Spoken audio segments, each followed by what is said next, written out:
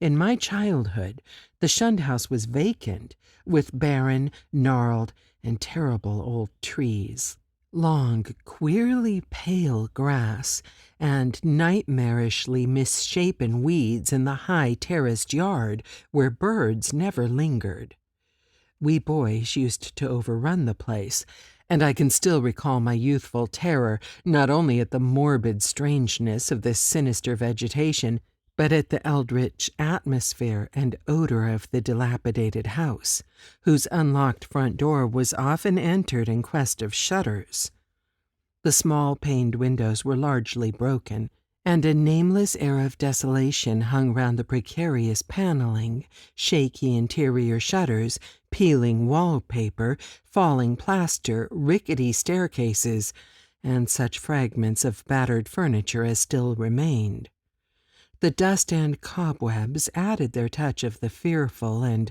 brave indeed was the boy who would voluntarily ascend the ladder to the attic,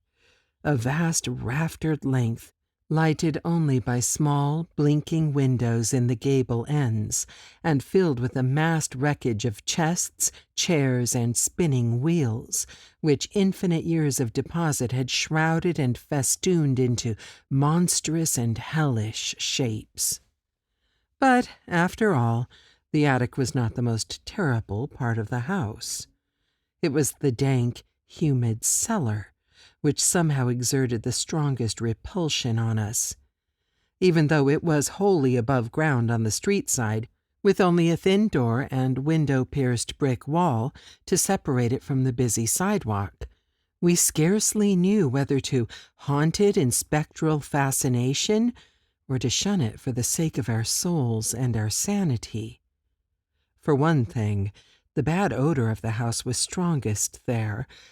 and for another thing, we did not like the white fungus growths which occasionally sprang up in rainy summer weather from the hard earth floor. Those fungi, grotesquely like the vegetation in the yard outside, were truly horrible in their outlines, detestable parodies of toadstools and Indian pipes, whose like we have never seen in any other situation.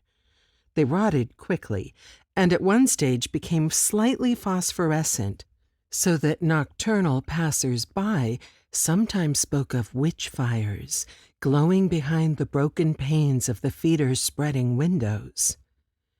We never, even in our wildest Halloween moods, visited this cellar by night, but in some of our daytime visits could detect the phosphorescence, especially when the day was dark and wet. There was also a subtler thing we often thought we detected, a very strange thing, which was, however, merely suggestive at most. I refer to a sort of cloudy, whitish pattern on the dirt floor, a vague, shifting deposit of mold or niter which we sometimes thought we could trace amidst the sparse fungus growths near the huge fireplace of the basement kitchen.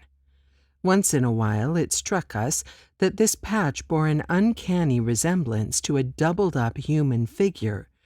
though generally no such kinship existed, and often there was no whitish deposit whatever. On a certain rainy afternoon, when this illusion seemed phenomenally strong, and when, in addition, I had fancied I glimpsed a kind of thin, yellowish, shimmering exhalation rising from the nitrous pattern toward the yawning fireplace, I spoke to my uncle about the matter. He smiled at this odd conceit, but it seemed that his smile was tinged with reminiscence. Later I heard that a similar notion entered into some of the wild ancient tales of the common folk, a notion likewise alluding to ghoulish, wolfish shapes taken by smoke from the great chimney and queer contours assumed by certain of the sinuous tree roots that thrust their ways into the cellar through the loose foundation stones.